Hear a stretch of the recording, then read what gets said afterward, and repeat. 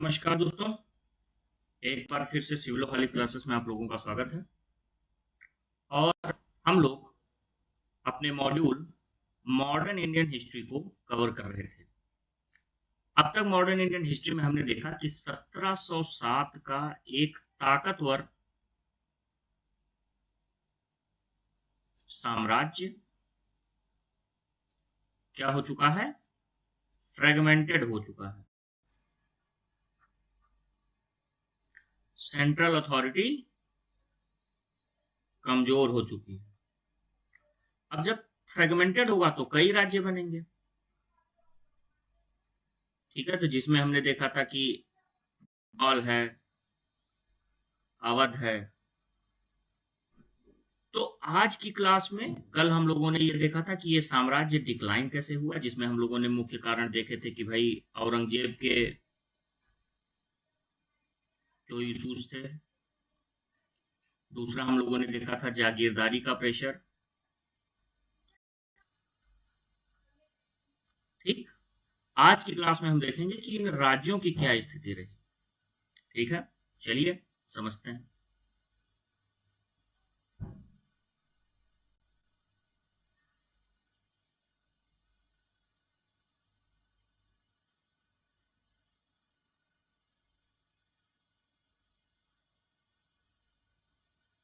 कल हम लोगों ने जो है चर्चा किया था कि जो रीजनल पावर की कैटेगरीज हैं उन्हें तीन हिस्सों में हम रखते हैं। पहला जो मुगल सक्सेसर स्टेट्स, ये क्या थे? ये अभी भी नॉमिनल हेड किसको मान रहे थे? मुगल एम्परर को।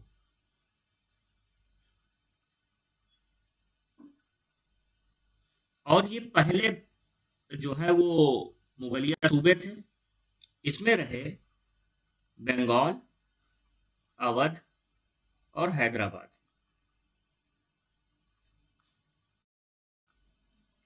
जो न्यू पावर्स जनरेट हुई apart from Mughals, Maratha, Sikh और भरतपुर की जाट रियासत। और जो कुछ अदर्स थे वो मैसूर, रोहिल्ला और राजपूत। तो आज हम इन्हीं पावर्स के बारे में पढ़ेंगे। और हम लोगों ने कल ये डिस्कस किया था कि पॉलिटिकल वैक्यूम नहीं था 1750 में। बस क्या था कि रीजनल पावर्स में पावर शिफ्ट हो गया था, सेंटर से रीजनल की तरफ आ गया था। ठीक, तो चलिए आज की क्लास में हम शुरू करते हैं। सबसे पहले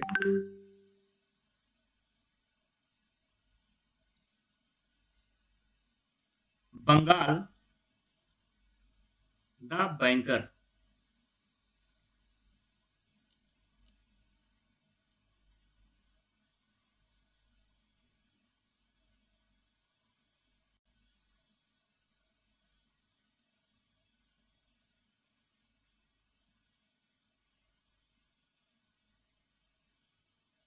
भाई बंगाल की स्थिति आप लोग देखिए थोड़ी सी। ये है बंगाल। उस समय के बंगाल सूबे में बंगाल हमारा आज का West Bengal plus Bangladesh plus Bihar plus Orissa, इतना क्षेत्र आता था।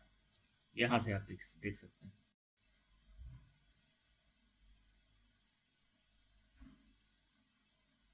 ठीक है, यह है बंगाल सूबा।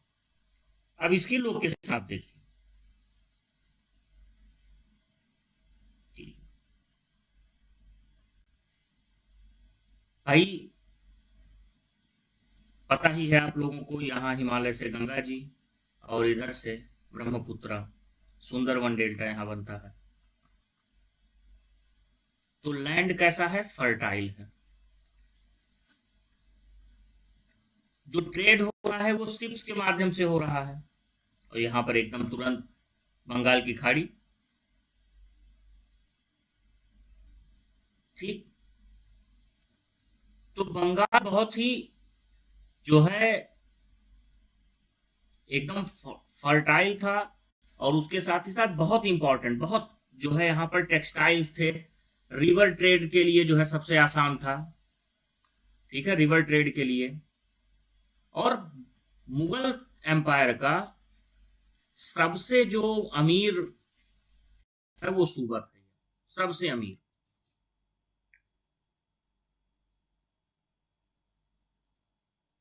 तो हम देखते हैं, पहले ये क्या था, मुगल्स की प्रोविंशियल स्ट्रक्चर में था, लेकिन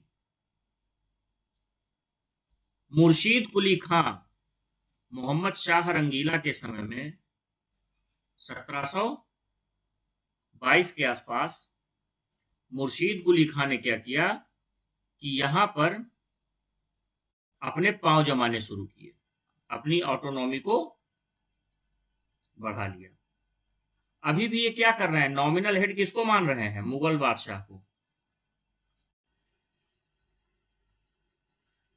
ठीक, जब मुगल बादशाह बुला रहा है तो जा रहे हैं। मुगल बादशाह के यहाँ जो है क्या नाम है, टैक्सेस के कुछ अमाउंट भेज रहे हैं। ठीक है, टैक्सेस, आर्मी अगर आवश्यकता पड़ रही है तो, लेकिन बाकी मामलों में स्वतंत्र है। और ये एक इतना बड़ा क्षेत्र था जो मैंने आप लोगों को बताया था, तो एक पावरफुल रीजनल स्टेट बना बंगाल। बंगाल में फर्टाइल लैंड एग्रीकल्चर था, पता ही है, मैंने आपको बताया कि भाई गंगा प्लस ब्रह्मपुत्र। रेवेन्यू, सबसे ज्यादा रिचेस्ट रेवेन्यू यील्डिंग प्रोविंस था। टेक्सटाइल्स थे, fine cotton and silk goods यहाँ मिलते थे। पोर्ट्स थे, हुगली, सूतानाती जो बाद में कलकत्ता बना। और यहाँ से यूरोपियन ट्रेडिंग कंपनीज का भी एक बहुत बड़ा मार्केट था। तो बंगाल का इंपॉर्टेंस अपने आप में बहुत ज्यादा था। ठीक है, अब बंगाल के बारे में अगर देखेंगे तो जो सोवरन शासक रहे,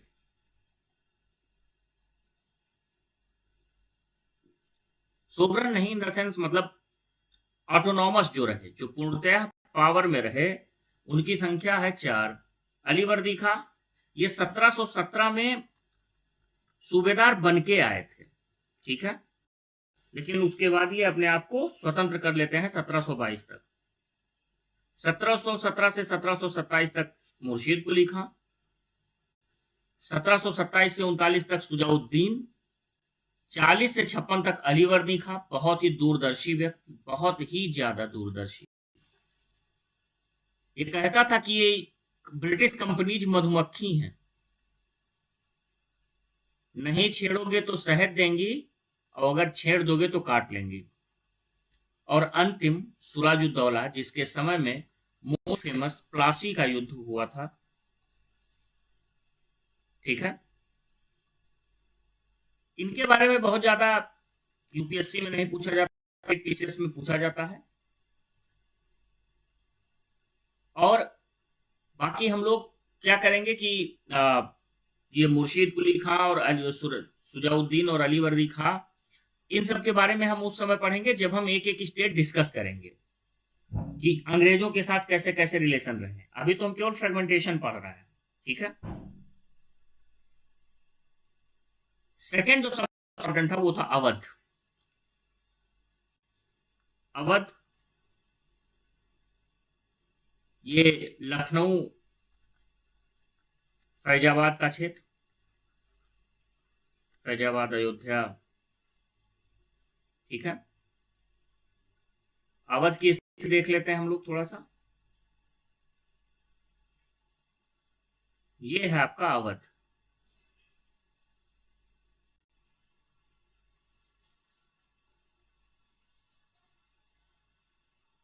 ठीक है, ये है आपका अवध का क्षेत्र। ठीक, राजधानी पहले इसकी थी फैजाबाद,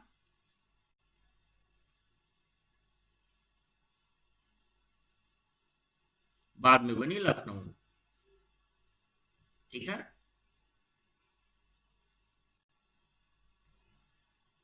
अवध की लोकेशन देखिए, ये भी एक इंपॉर्टेंट सूबा था।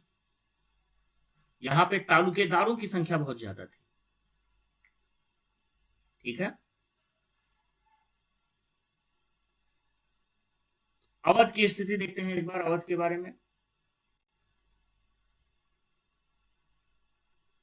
अवध सबसे इंपॉर्टेंट चीज था कि बंगाल और दिल्ली के बीच में था। तो बंगाल पे कब्जा हो चुका है, दिल्ली पर कंट्रोल करना है, तो अवध को अपने साथ मिलाना होगा। अच्छा, अंग्रेजों के साथ में ये स्थिति थी कि डायरेक्ट वो रूल नहीं करना चाहते थे, तो इसलिए उन्होंने अवध को एक बफर स्टेट की तरह यूज किया। पढ़ेंगे हम लोग आगे, पहले अभी हम लोग अवध की स्थिति देखते हैं। अवध को 1722 में सादत खां या बुरहानुल मुल्क, सादत खां बुरहानुल मुल्क ने शुरू किया था। क्या इंपॉर्टेंस है? प्रोविंशियल ऑटोनॉमी यहां हो गई, फर्टाइल गंगेटिक रीजन है, रेवेन्यू बहुत ठीक ठाक है और स्ट्रेटेजिक जियोग्राफी है। राजधानी दिल्ली और समृद्ध बंगाल के बीच का क्षेत्र। भाई, जिसे पॉलिटिकल कंट्रोल चाहिए वो दिल्ली पर कब्जा करे, जिसे इकोनॉमिकल चाहिए वो बंगाल पर करे, और जो भी इन दोनों पर करेगा उसके लिए अवध पर शासन करना बहुत ही जरूरी है। ठीक है, अवध में आप देखेंगे कौन कौन रहा। सादत खां 1722 से 1739, 1739 में ये नादिर शाह के डर से आत्महत्या कर लेते हैं।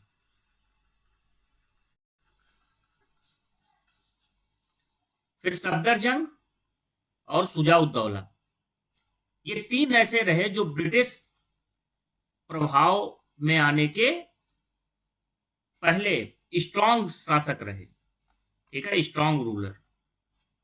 उसके बाद तो लगभग 10 और शासक हुए, और यहां के जो अंतिम नवाब रहे वाजिद अली शाह।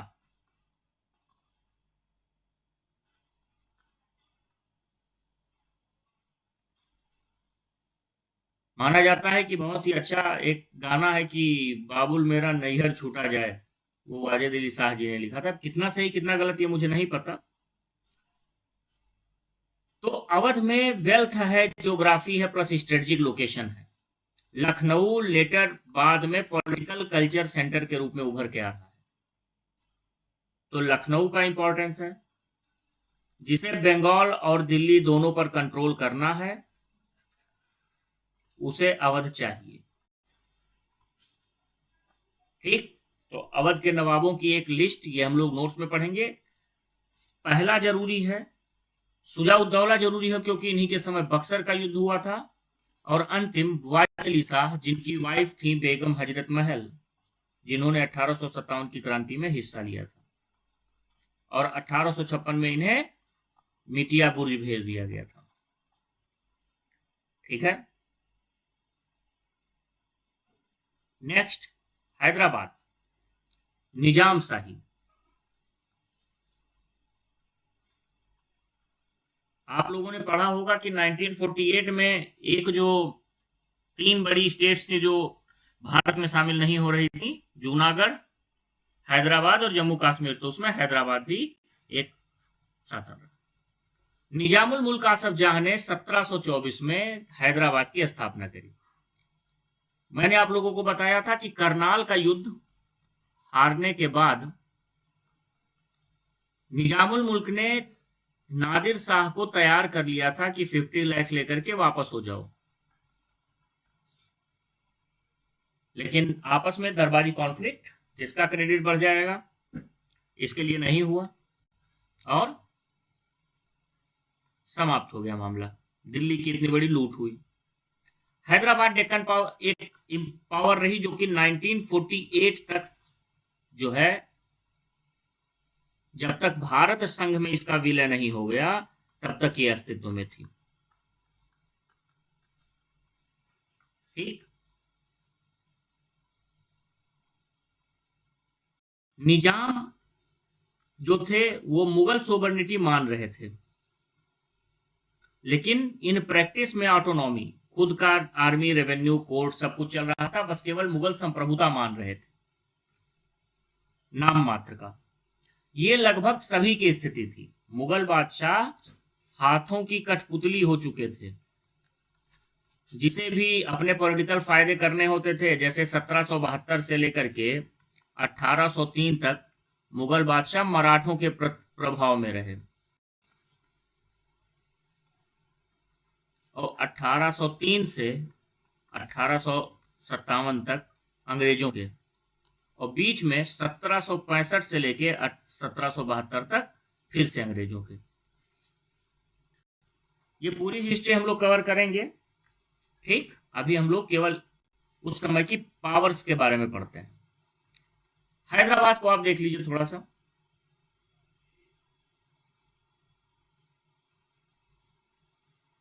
लोकेशन में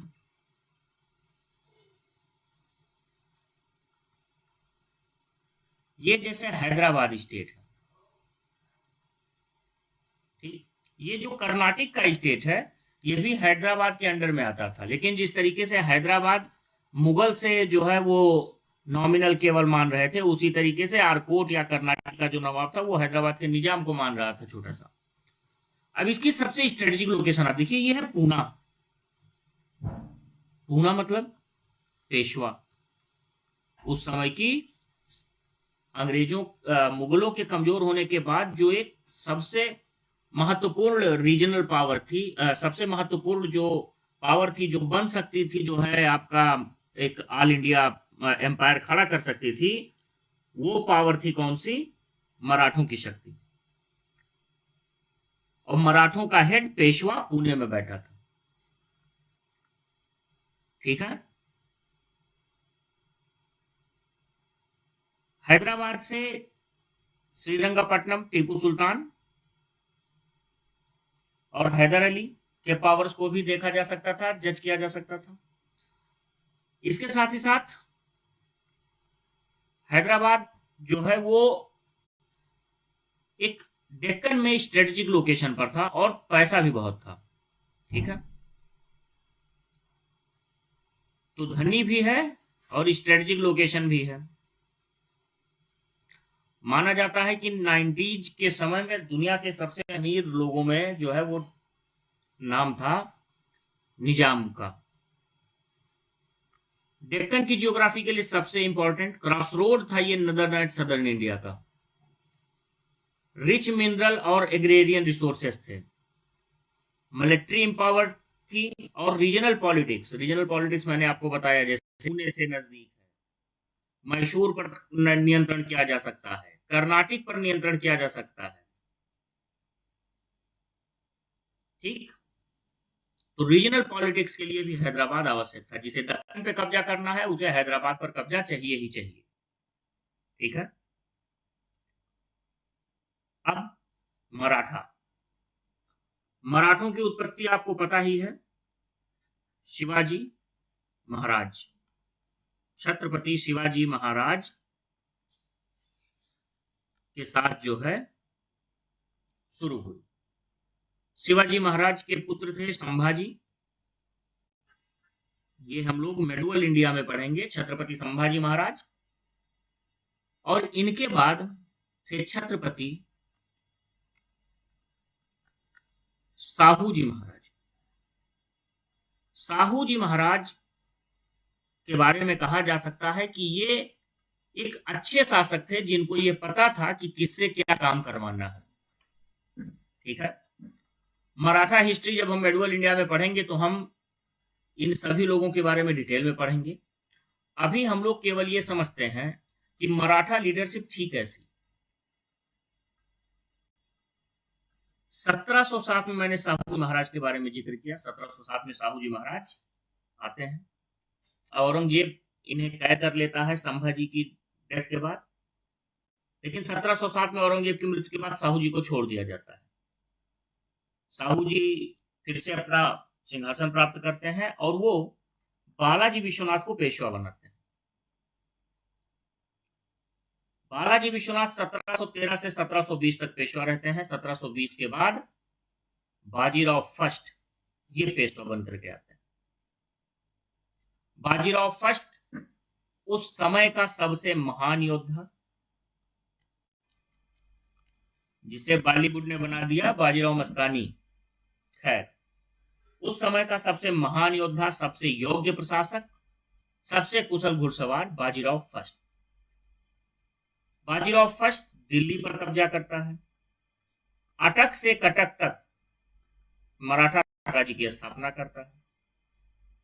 और बाजीराव फर्स्ट के बाद पेशवा बनते हैं श्री बालाजी बाजीराव।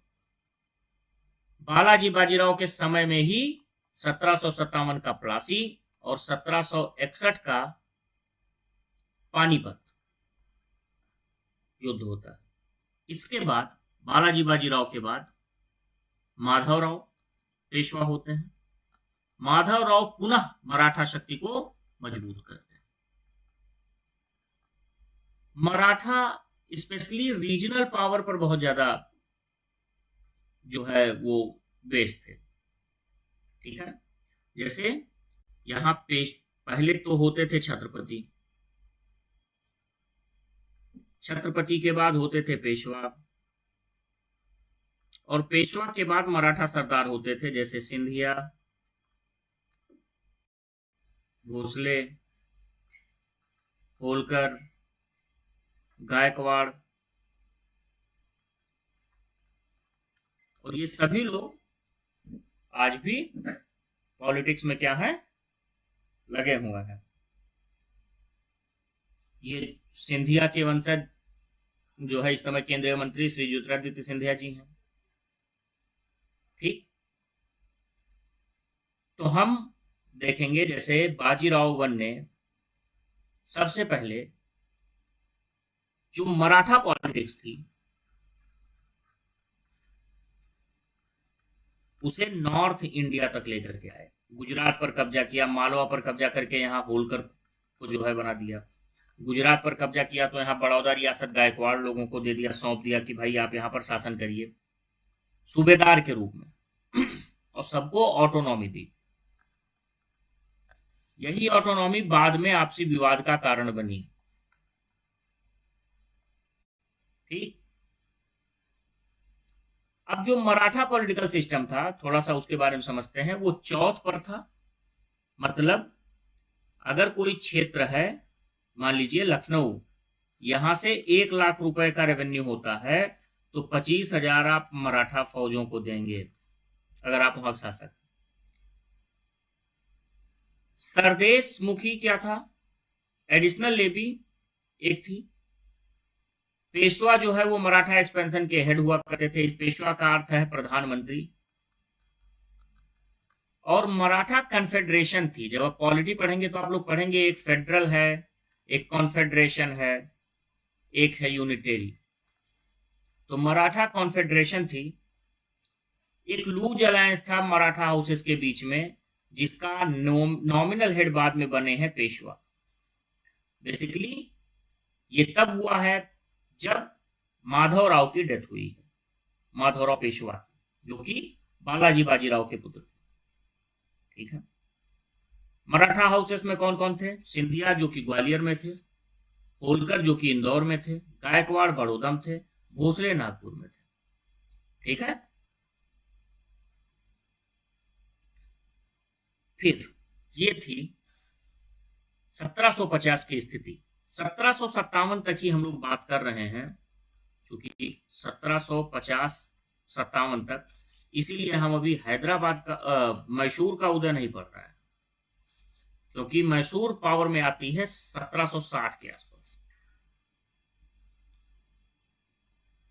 अब आप देखिए एक पहला क्वेश्चन आप लोगों से, आप 1750 के भारत में रुकिए और आप बताइए कौन सी इंडियन पावर थी जो सब कॉन्टिनेंट पर फिर से अपना साम्राज्य खड़ा कर सकती थी।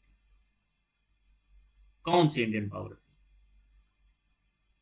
क्या वो मराठे थे, या वो अवध था, या वो बंगाल था, या वो मैसूर था, या वो राजपूताना था? कौन सी ऐसी रीजनल पावर थी जो इस सेंट्रल अथॉरिटी की कमजोरी को क्या कर सकती थी, जो मुगल कमजोरी थी उसे भर सकती थी, फिल कर सकती थी?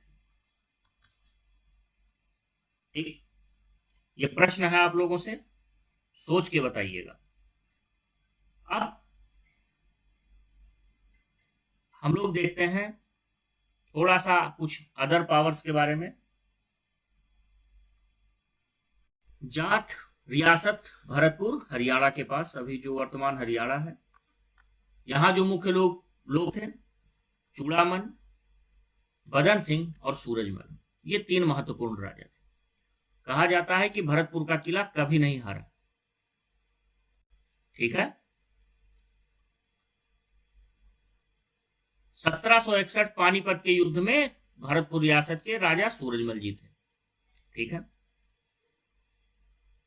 पंजाब में सिख गुरु गोविंद सिंह जी की डेथ के बाद बंदा सिंह बहादुर कुछ समय तक जो है अपना युद्ध करते हैं। बाद में मिसल्स बन जाती हैं, मिसल्स मतलब ग्रुपिंग्स, और इन ग्रुपिंग्स को खत्म करके महाराजा रणजीत सिंह पूरे पंजाब को यूनिफाइड करते हैं, और ये पंजाब चलता है 1848 तक। ठीक, रोहिल्ला, ये समझ लीजिए जो हमारा आज का मथुरा शाहजहांपुर वाला क्षेत्र है, वहां पर इनका शासन था, जिन्हें रोहिलखंड, रामपुर के नवाब आपने सुना होगा, तो इन्हें रोहिल्ला माना जाता है। रुहेलखंड की इन्होंने स्थापना की थी, और इसकी ये अवध और दिल्ली के बीच का क्षेत्र था। इसे नजीबाबाद की राजधानी थी, क्योंकि नजीबुद्दौला ने उसे बनवाया था। नजीबुद्दौला ही वो व्यक्ति था जिसने अहमद शाह अब्दाली को भारत में लेकर के आया। ठीक है, मैसूर वाडियार वंश का शासन था, लेकिन वाडियार समय के साथ साथ कमजोर हो गए थे, और 1760 के आसपास हैदर अली की हैदर अली की उत्पत्ति होती है, राइज होता है। और सबसे टफेस्ट चैलेंज जो था वो था मैसूर और टीपू सुल्तान। इसलिए नहीं कि वो पावरफुल थे, इसलिए क्योंकि टीपू सुल्तान अंग्रेजों को जहनी तौर पे, दिमागी तौर पर जो है उनके साथ उलझ सकता था, दिमागी तौर पर वो उनकी कमियों को जानता था।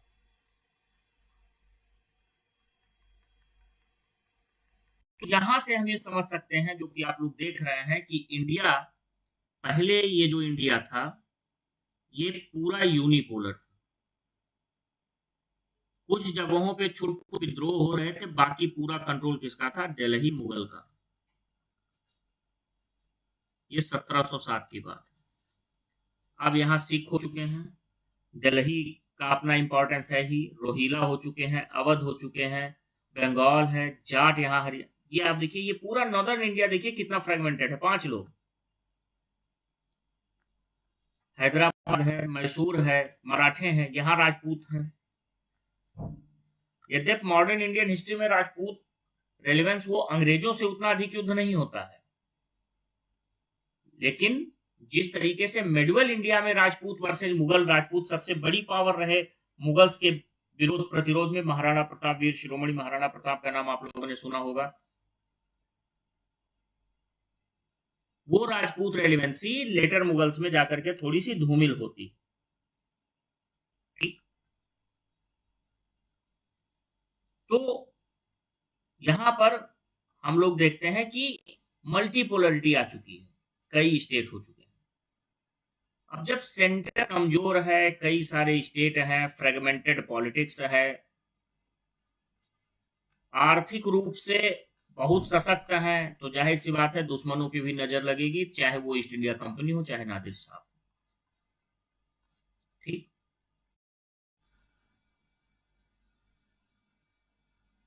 1739 नादिर शाह का हमला, और भारत लगभग अपनी हिंदुस्तान जो मुगलिया सल्तनत थी, अपना सारा पैसा जो है यहीं पर हार जाती है।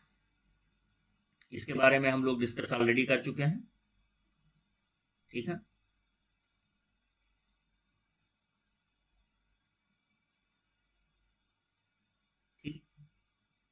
अहमद शाह अब्दाली पूरे नॉर्थ वेस्ट पे कई बार हमला करता है, इसे भी हम लोग देख चुके हैं। 1760 का भारत और 1750 के भारत की स्थिति, ये भी हम लोग देख चुके हैं।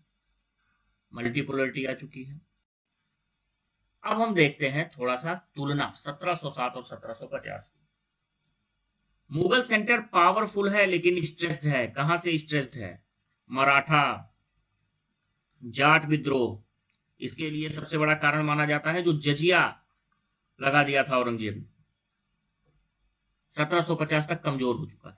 प्रोविंसेस राजा के अधीन है, यहां ऑटोनॉमी आ चुकी है। बंगाल मुगल सूबा है, यहां पावरफुल रीजनल स्टेट हो चुका है। किसके अंडर में? मुर्शीद कुली खां। अवध मुगल सूबा था जो कि ऑटोनॉमस रीजनल पावर हो चुका है सआदत अली खां के यहां। हैदराबाद में मुगल डेक्कन में आ चुके हैं। हैदराबाद मुगल का डेक्कन का प्रोविंस है और यहां पर आसफ जाही राज्य हो चुका है। मराठा रीजनल चैलेंज है, यहां मेजर सब कॉन्टिनेंटल एक तरीके से एक समय आ चुका था जब यह माना जाता था कि मुगल शून्यता को कौन भर सकता है? मराठे। यूरोपियंस मेनली कॉमर्शियल हैं, यहाँ कॉमर्स प्लस किलेबंदी प्लस सैन्य सब कुछ कर रहे हैं। पॉलिटिकल ऑर्डर इंपीरियल फ्रेमवर्क में है, यहाँ मल्टीपोलर कंपटीशन है। ये मूल अंतर है। ठीक है, अब यहां पर यह समझना है कि इंडिया पावरलेस नहीं हुआ है बल्कि मल्टीपोलर हो चुका है। मल्टीपोलर हो चुका है तो इन्हें अलग अलग करके खंडित करना होगा। ठीक है, अब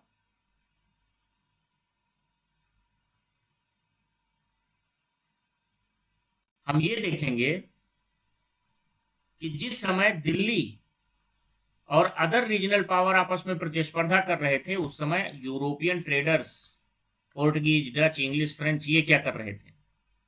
इनकी आपसी प्रतिस्पर्धाएं थी। ये ट्रेड कर रहे थे, पोर्ट बना रहे थे, फोर्ट से फाइनेंस, सोल्जर्स सैनिक रख रहे थे। ये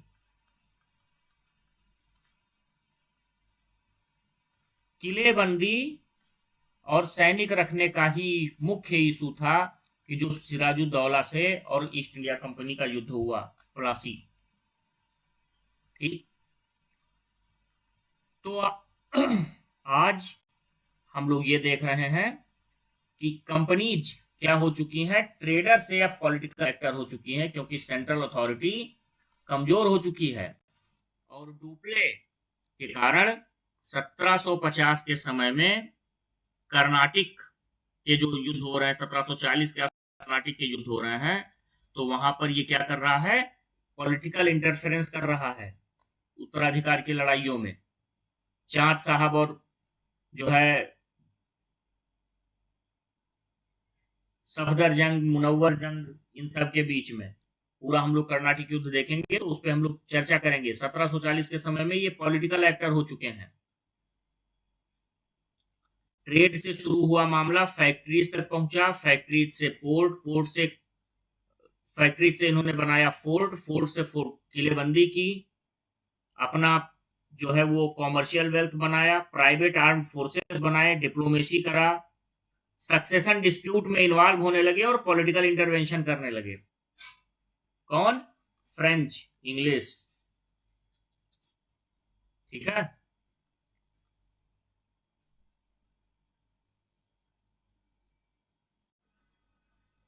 अब आप सोचिए वो कौन सा समय था, वो कौन सा ऐसा पॉइंट था जिसमें एक ट्रेडिंग कंपनी स्टेट की तरह व्यवहार करने लगी।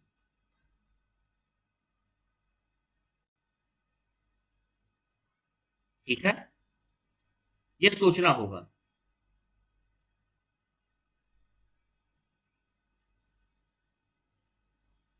रीजनलाइजेशन ने यूरोपियंस को कैसे प्रभावित किया, ये सोचिए। तो पहला प्रश्न, ये आप लोगों के लिए असाइनमेंट। पहला प्रश्न, कौन सा ऐसा समय होगा कि जब एक ट्रेडिंग कंपनी एक स्टेट की तरह काम करने लगी? भारत का रीजनलाइजेशन यूरोप के लिए कितना अधिक महत्वपूर्ण था?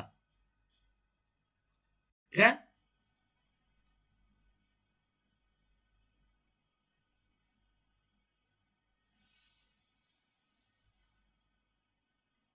अब यहां से समझिए एक इंसाइट। कई बार लोग कहते हैं कि मुगल्स का जाना और ब्रिटिशर्स का आना, ऐसा नहीं था। मुगल डिक्लाइन का अर्थ ब्रिटिश रूल नहीं था। ठीक है, उसके बहुत सारे फैक्टर्स थे जिन्हें हम आगे की क्लासेस में डिस्कस करेंगे। अब हम जिस तरीके से हम लोगों ने चर्चा किया था कि एक हमारा रहेगा फैक्ट प्लस कॉन्सेप्ट का, वो हम लोगों ने देखा। हम थोड़ी एनालिसिस का काम करेंगे। कुछ केस स्टडी देखते हैं कि अगर आप एक राजा होते 1750 में, तो एक ये केस स्टडी कि if you are a king in 1750, तो इसके कुछ पॉइंट्स। आप कौन से क्षेत्र के राजा बनना चाहते थे? अवध, बंगाल, मराठे, मैसूर? आपकी स्ट्रेटजी क्या होती? आप ब्रिटिश इंटरफियर या फ्रेंच इंटरफियर से बचने के लिए क्या आप तरीके, क्या आप मीजर्स इस्टेब्लिश करते? ये आप सोचें और सोच करके असाइनमेंट सबमिट करें। ठीक है,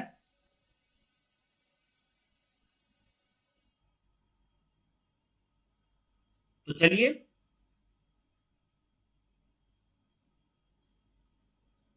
अब हम लोग जो है कल क्लास में हम लोग देखेंगे कि एक commercial partner political stakeholder कैसे बन गया और कब बन गया, और उसके साथ ही साथ ईस्ट इंडिया कंपनी ने भारत पर जो है क्या नाम है विजय प्राप्त की। तो ईस्ट इंडिया कंपनी का फ्रेंच के साथ में कैसे स्थिति थी, रीजनल पावर्स के साथ में क्या स्थिति थी, मुगल्स के साथ में क्या स्थिति थी, मराठों के साथ में क्या स्थिति, ये पूरा हम लोग पढ़ेंगे। तो कल सबसे पहले इंग्लिश वर्सेज बंगाल। बंगाल के पहले भी हम लोग कर्नाटिक वार पढ़ेंगे, तब आपको कुछ चीजें समझ में आएंगी और बंगाल का कब्जा भी समझ में आएगा। ठीक है, तो कल से हम लोग East India Company versus Bengal, और उसके पहले ये जो advent of Europeans plus regional power हैं, इनके सारे क्वेश्चन हम लोग क्या करेंगे, सॉल्व करेंगे, प्रीलिम्स एंड मेंस के। ठीक है, तो चलिए अब आप लोग सोचिएगा अगर आप एक राजा होते तो आप क्या करते, और हम लोग शुरू करेंगे कल से India in 1750 the great game board. ठीक, बहुत बहुत धन्यवाद।